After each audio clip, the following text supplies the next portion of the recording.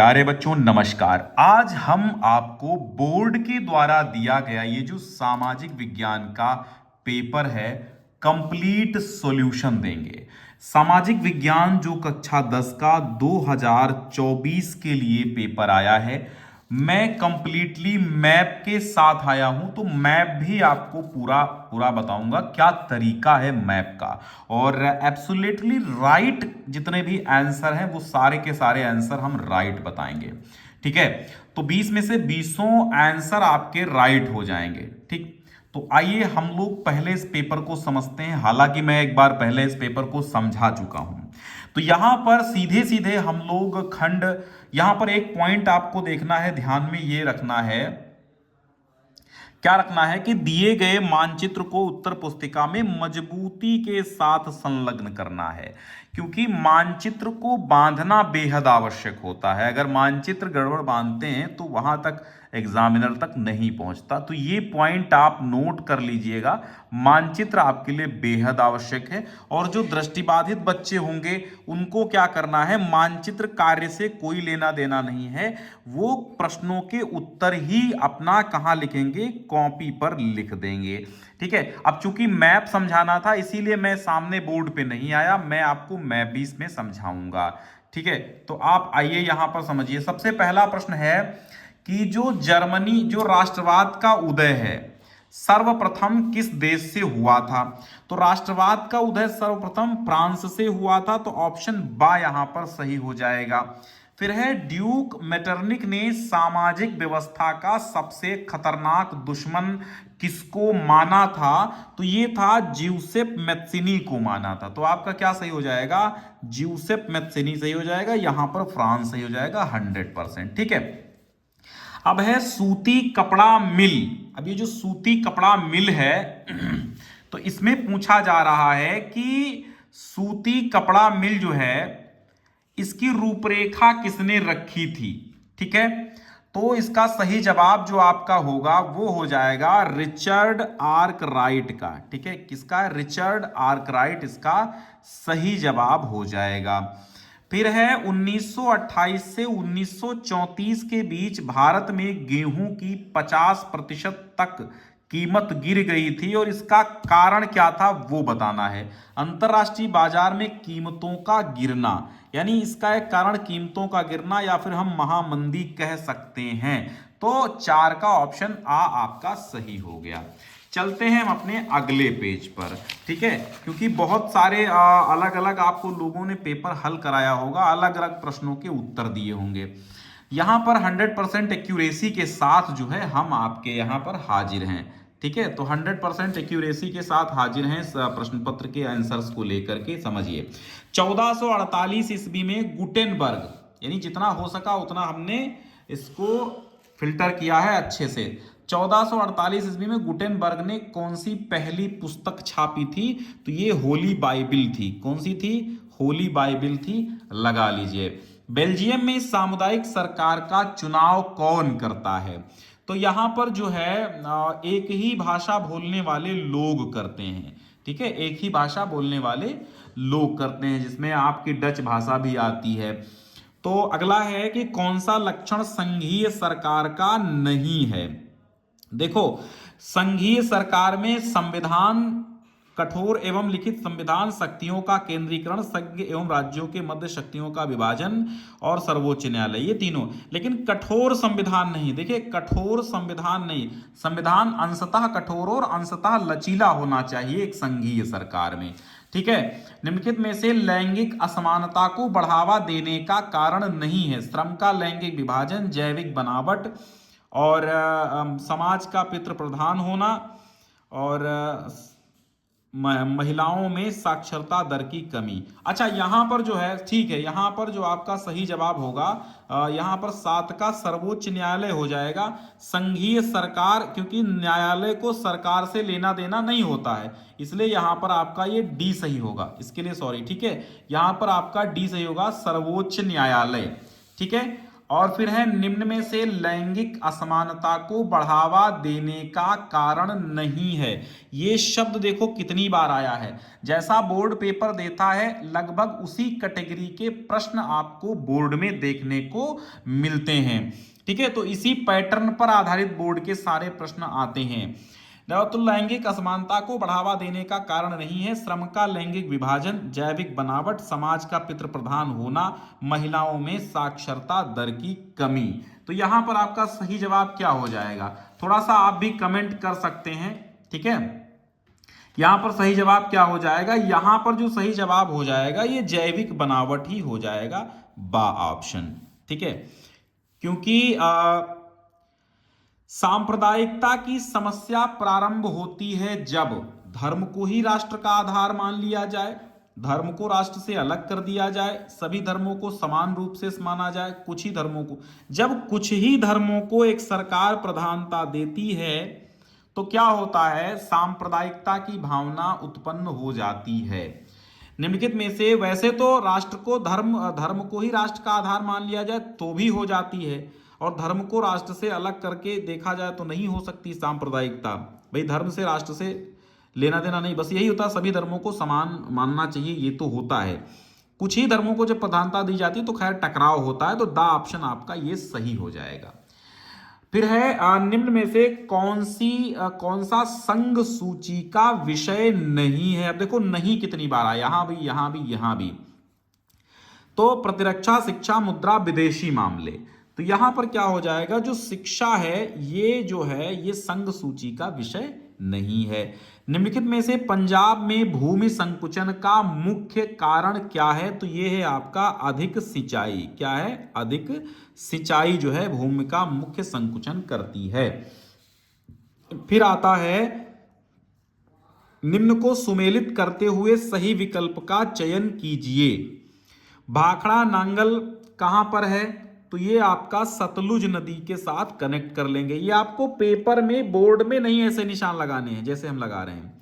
हीराकुंड बांध कहाँ है, तो हीराकुंड आपका महानदी से कनेक्ट हो जाएगा।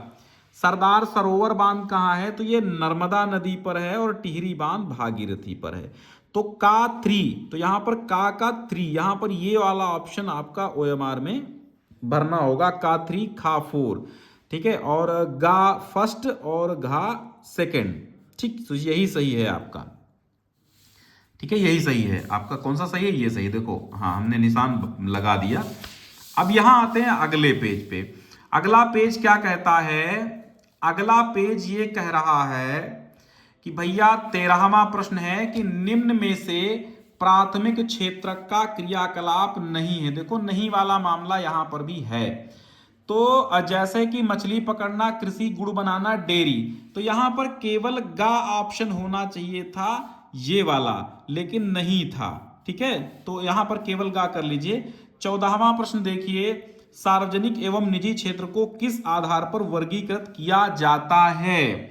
तो सार्वजनिक और निजी क्षेत्रों को हम कर सकते हैं उद्यम के स्वामित्व के आधार पर वर्गीकृत कर सकते हैं।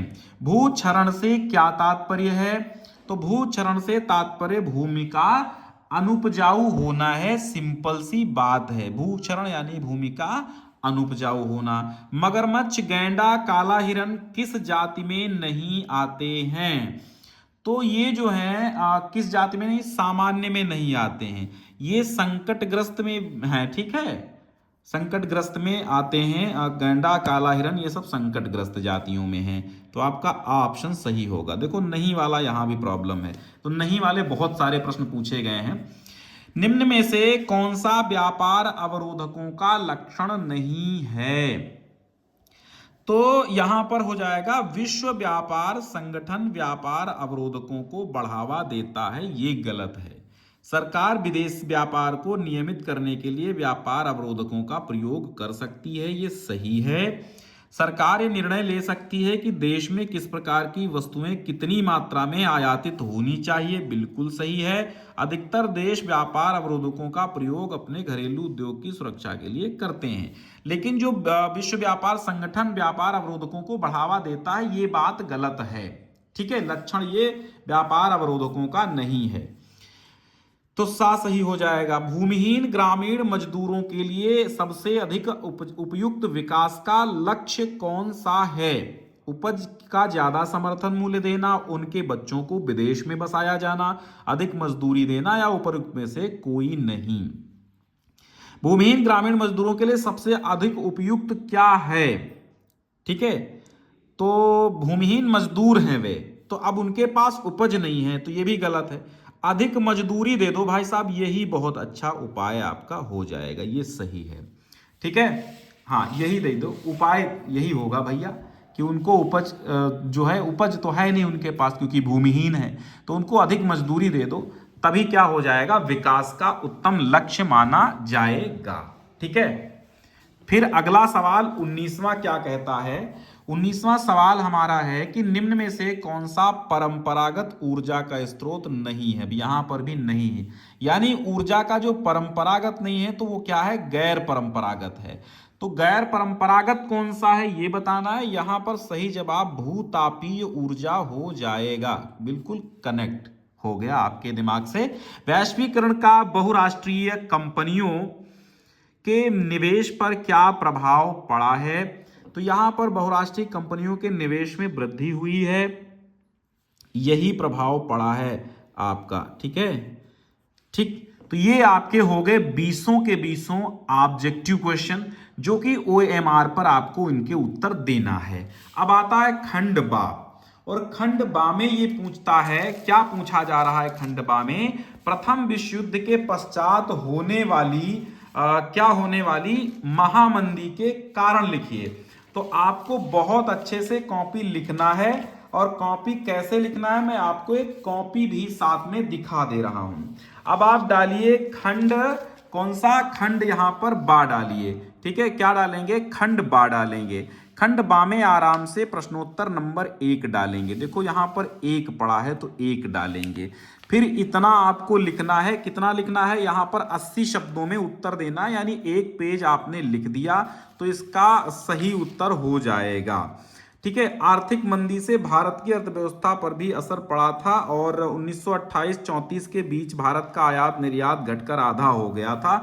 और फिर क्या हुआ, इसी दौरान भारत में गेहूं की कीमतों में 50% की कमी आई थी, जो कि अभी आपने एक प्रश्न भी पढ़ा था। बंगाल के जूट या पटसन उत्पादक कच्चे पटसन की कीमतों में 60% गिरावट होने के कारण उनकी भी हालत खराब थी। तो इस तरह आपको 80 शब्दों में ये प्रश्न लिख देना है, अथवा करके यहाँ पर देखो महामंदी के 2 कारण, और ये प्रश्न आपका है, ये प्रश्न आपका है 1928-34 के बीच में, ये वाला इसका उत्तर दिया है। ठीक है, इस कॉपी में। और फिर देखिएगा आपका प्रश्नोत्तर नंबर 2 कि सत्ता की साझेदारी लोकतंत्र की आत्मा है, इसकी कथन, इसकी क्या करना है, पुष्टि करना है। तो आप लिखेंगे इस तरह कि सत्ता की साझेदारी लोकतंत्र की आत्मा को प्रमोट करने वाला ये कथन एक सुदृढ़ राजनीतिक तंत्र की महत्वपूर्ण सिद्धांत पर आधारित है। ठीक है, लोकतंत्र जिसे लोगों की शासन के रूप में परिभाषित किया जाता है, एक ऐसी राजनीतिक व्यवस्था है जो महत्वपूर्ण निर्णयों की प्रक्रिया में जनता को सक्रियता और सहभागिता की स्वतंत्रता प्रदान करती है। तो इस तरह दूसरा प्रश्न भी आप लिख देंगे। तीसरा प्रश्न आता है अथवा करके, दूसरा इन्होंने इसमें उत्तर आप दे सकते हैं, आपको ये नहीं आता तो ये दे दीजिए कि परिवहन और संचार के साधन किसी भी देश की जीवन रेखा क्यों माने जाते हैं? 2 कारण लिखिए। तो 2 कारण पूछा गया है, तो यहाँ पर 2 कारण भी लिखे गए हैं। इसके 2 कारण, व्यापार और उद्योग, रोजगार की सृष्टि, ये 2 कारण भी ऐसे लिख दिए गए, यानी 1 पेज में ही आपका उत्तर ये हो जाता है।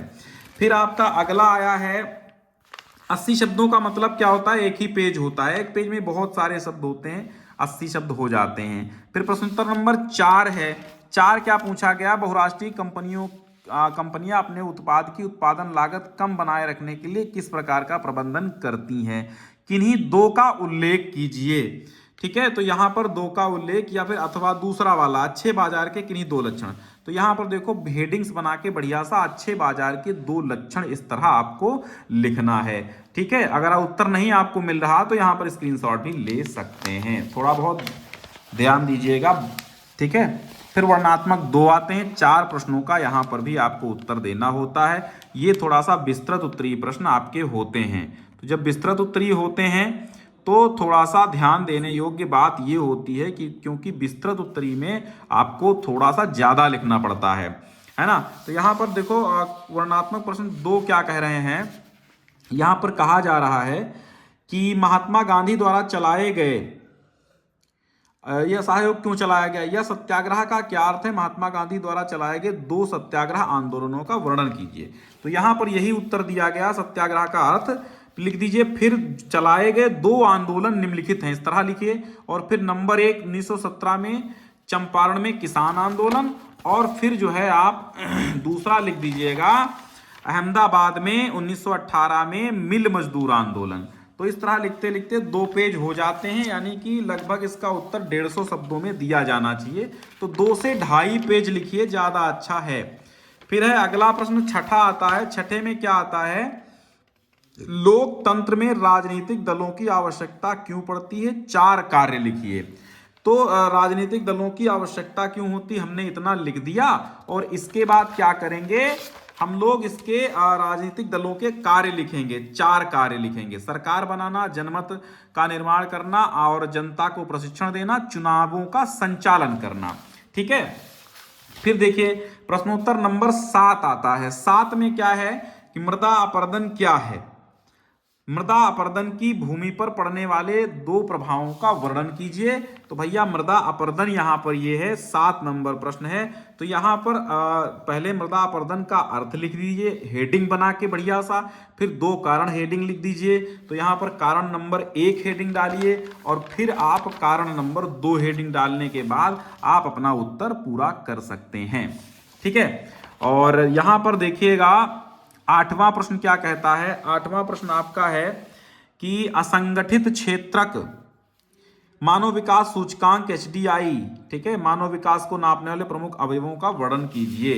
तो मानव विकास सूचकांक यहां पर क्या है ये लिख दीजिए। थोड़ी सी ये जगह नहीं छोड़नी है आपको, बराबर लिखना। यहां से ही क्वेश्चन अगला आंसर यहां, मतलब जो आंसर का भाग है अगला भाग यहां से प्रारंभ होना चाहिए। ठीक है, थोड़ा सा इस कॉपी में दिक्कत है।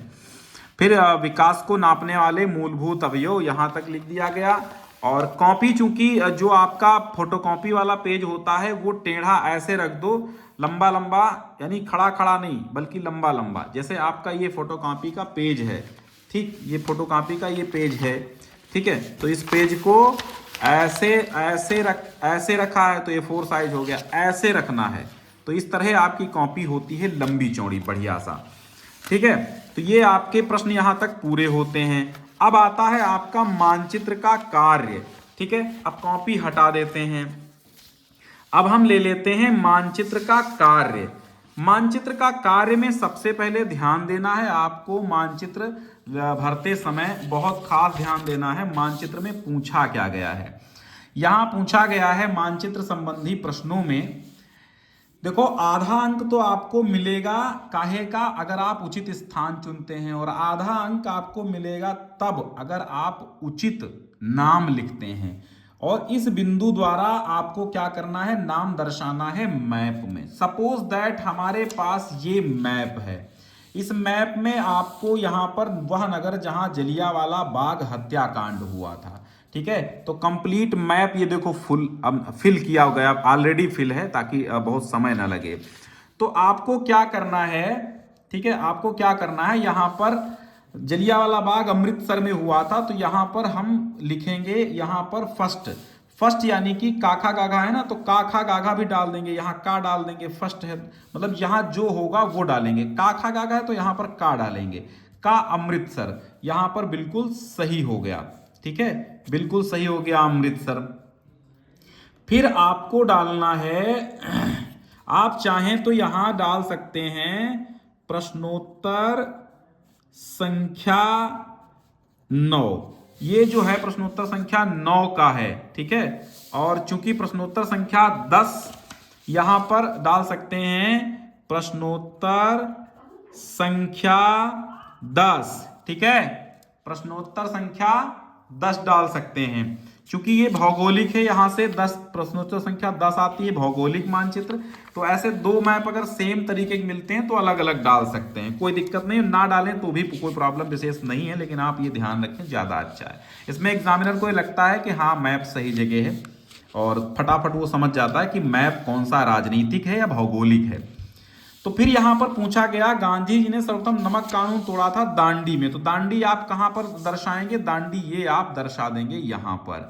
फिर अगला पूछा गया है नील की खेती करने वाले किसानों का आंदोलन, तो थर्ड है ना, ये थर्ड है, तो ये आपका खा हो गया, यहां पर खा लिखना चाहिए, तो थर्ड वाला गा हो गया, यहां पर गा आप लिख दीजिए, ठीक है, गा लिखना। चंपारण बिहार में क्या हुआ था, नील की खेती के किसानों को रोका गया था, चंपारण बिहार हो गया। यहां पर है, आप यहां पर बढ़िया सा पटरी से आप एक रेखा खींचिए, तो अच्छा इधर स्पेस है तो आप यहां लिख सकते हैं, नहीं तो आप मैप के बीच में लिख सकते हैं। जैसे चौथा प्रश्न खेड़ा पूछा गया, चौथा मतलब घा वाला, तो यहां पर घा वाला क्या पूछा गया है, वह स्थान जहां सूती मिल श्रमिकों ने सत्याग्रह किया था, तो खेड़ा में किया था। खेड़ा कहां पे, यहां पे अहमदाबाद गुजरात पड़ेगा। तो यहां पर आप गोला भर बना के जो चिन्ह दिया गया और चिन्ह के सामने घा लिख करके खेड़ा लिख देंगे। फिर यहां पांचवा हो गया है वो स्थान जहां दिसंबर 1920 में भारतीय राष्ट्रीय कांग्रेस का अधिवेशन हुआ था, तो अधिवेशन नागपुर में हुआ था, नागपुर यहां पर है, ये आपका अंगा प्रश्न है, तो यहां पर अंगा लिख दीजिएगा, ठीक है। तो ये आपका कंप्लीट मैप हो गया राजनीतिक वाला, ठीक है, ये कंप्लीट मैप आपका राजनीतिक मैप हो गया। अब चलते हैं हम आपको लेकर के यहां पर अगला मानचित्र कार्य जो आपको मिल रहा है, और ये मानचित्र कार्य आपका भौगोलिक है। अब यहां कह रहा पश्चिम बंगाल का एक राष्ट्रीय उद्यान का नाम लिखिए जो इस चिन्ह द्वारा आपको दर्शाना है, तो यहां पर ये चिन्ह आप बना दीजिए। और फर्स्ट नंबर है ना, तो फर्स्ट नंबर पे आप सुंदरवन राष्ट्रीय उद्यान पश्चिम बंगाल ऐसे लिख दीजिए, बिल्कुल गजब का काम हो गया आपका। फिर कहा है नर्मदा नदी पर बना बांध इस चिन्ह द्वारा, तो नर्मदा नदी यहां पर है, इस यहां से निकलती है, तो यहां से जब नर्मदा नदी निकलती है तो आप क्या करेंगे, यहां पर ये चिन्ह बनाएंगे, ठीक। इस चिन्ह को बनाने के बाद यहां पर सेकंड ऑप्शन डाल के सरदार सरोवर बांध नर्मदा नदी पर है, ये लगा देंगे आप। फिर अगला है महानदी को इस चिन्ह द्वारा दर्शाना है, तो महानदी को इस चिन्ह द्वारा दर्शा दिया गया, महानदी यहीं पर है, तो महानदी यहां थर्ड लगा के दर्शा दिया गया। फिर कह रहा है चौथा झारखंड का कोयला क्षेत्र आपको गोला बनाना है, तो कोयला क्षेत्र पर यहां पर गोला बना दीजिए, झरिया कोयला क्षेत्र झारखंड का है, तो यहां पर गोला बना के हमने निशान लगा के यहां पर चिन्हित कर दिया कि भाई यहां पर है, ठीक है। तो और फिर पांचवा प्रश्न क्या कह रहा है कि भारत के पूर्वी तट पर स्थित एक पत्तन है, विशाखापत्तनम बंदरगाह है, तो यहां पर आपका पूर्वी तट हो गया है और यहां पर विशाखापट्टनम है, तो पांचवा लिख के विशाखापट्टनम यहां हो गया। तो यहां पर वेरी गुड आंसर्स आपको ऐसे ही देने, बहुत अच्छे तरीके से दोनों मैप आपको फिल करने हैं, ठीक है, और ये भी आपको फिल करना जो भी चिन्ह दिया गया है। कभी कभी पूछता है मिट्टियों के प्रकार वो वगैरह, तो वो आपको पेंसिल से वो ऐसे चिन्हित कर देना है, ठीक है। तो ये दोनों मैप कंप्लीट आपके हो गए। तो आपको उम्मीद है संपूर्ण पेपर समझ में आ गया होगा, फुल पेपर का सॉल्यूशन आपके सामने रख दिया गया है, ठीक है। बहुत बहुत शुक्रिया, एक बार जितना हो सके शेयर कर दो। पेपर तो मैं पहले भी दे चुका था लेकिन सॉल्यूशन नहीं था, लेकिन इस बार हमने बोर्ड का दिया हुआ पेपर जिसका सॉल्यूशन आपको बहुत कम जगह मिलता है, कंप्लीट मिलता नहीं, इसलिए कंप्लीट सॉल्यूशन देने की कोशिश की है हमने, ठीक है। और बाकी बने रहिए, सारे ऑब्जेक्टिव क्वेश्चंस आपकी प्रैक्टिस हो रही है। जब तक सामाजिक विज्ञान का पेपर नहीं हो जाता तब तक हम आपके साथ सामाजिक विज्ञान भी शेयर करते रहेंगे एक अच्छी क्वालिटी के साथ।